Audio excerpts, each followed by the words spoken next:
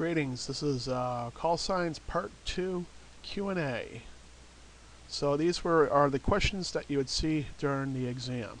So again, up on the left hand side, it gives me T1F08.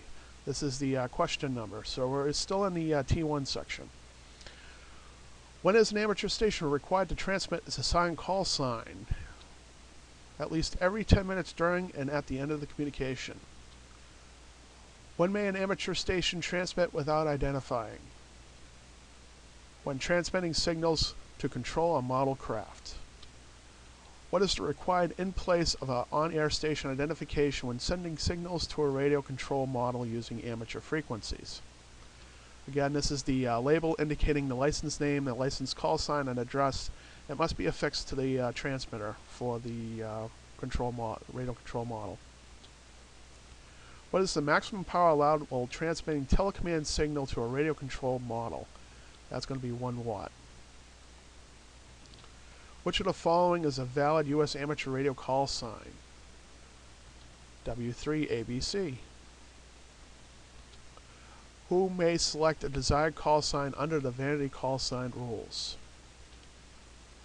Any licensed amateur. So you can select a vanity call. Which of the following is a vanity call sign which a technician class amateur operator might select if available? K1XXX. What type of call sign has a single letter in both the prefix and suffix? That's a special event for a special event station. So for example, N1N, N1A, K1B, etc. That would only be used for special event stations. And you can request those as well. Which of the following methods is encouraged by the FCC when identifying a station when using phone? Use the phonetic alphabet. Again, it's suggested. It's not the rule. So you'll hear on the air other people not using the phonetic alphabet, but I would highly encourage it. How many persons are required to be members of a club for a club station license to be issued by the FCC? You need at least 4 people. Who may select the vanity call sign for a club station? Only the person named as the trustee on the club station license grant. What type of identification is being used when identifying a station air as race headquarters? That is use of a tactical call sign. When using a tactical identifier such as race headquarters during a community service net operation, how often must your station transmit the station's FCC assigned call sign? At the end of each communication, at the end of 10 minutes during communication, you have to identify with your call sign, with your assigned call sign. Which of the following is acceptable language for use for station identification when operating in the phone subband? You got to use the English language. You can communicate back and forth in any language you want, but you got to identify in English. Which of the following formats of self-assigned indicators is acceptable when identifying using phone transmission? All these choices are correct. KL7CC/W3, KL7CC/W3, KL7CC/W3. They all mean the same thing.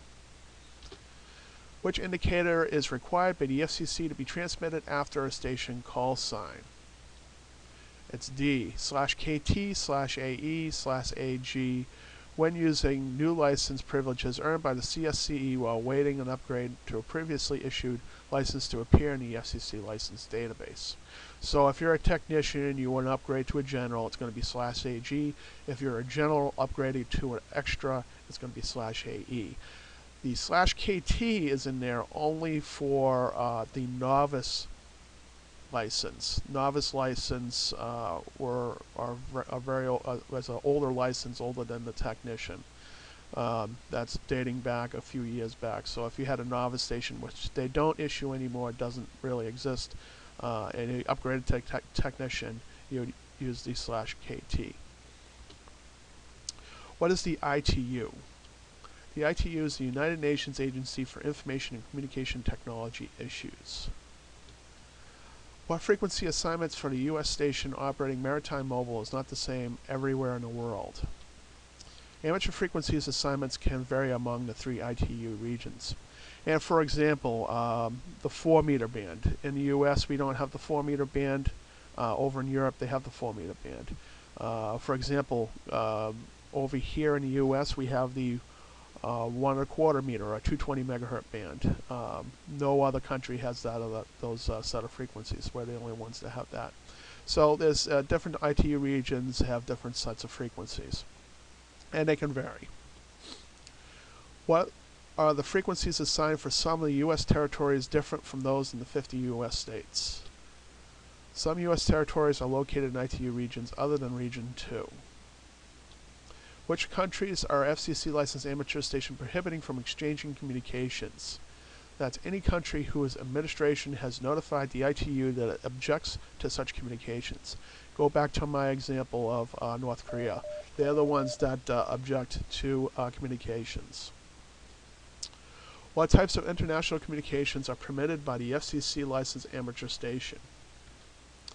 Communications incidental to the purpose of amateur service and remarks of a personal character. Which of the following restrictions apply to a non-licensed person is allowed to speak to a foreign station using the station under the control of a technician class control operator? The foreign station must be one whom U.S. has a third-party agreement with. And again, a list of third-party agreements are listed at the ARRL website and the FCC website. To which following stations do the FCC rules authorize the transmission of non-emergency third-party communications? Any stations whose government permits such communications. When are you allowed to operate your amateur station in a foreign country? When the foreign country authorizes it. From which the following locations may the FCC licensed amateur station transmit in additional places where the FCC regulates communications? That's from any vessel or craft located in international waters and documented or registered in the United States. So if I'm in Cape Cod, I take my boat out to international waters. As long as it's registered in the U.S., I can operate on that boat in international waters. On which of the following occasions may an FCC licensed amateur station exchange messages with the U.S. military station? That is during the Armed Forces Day communications test. And that is the Q&A section for the second part of the course, call signs. And we're going to go on to the third part next.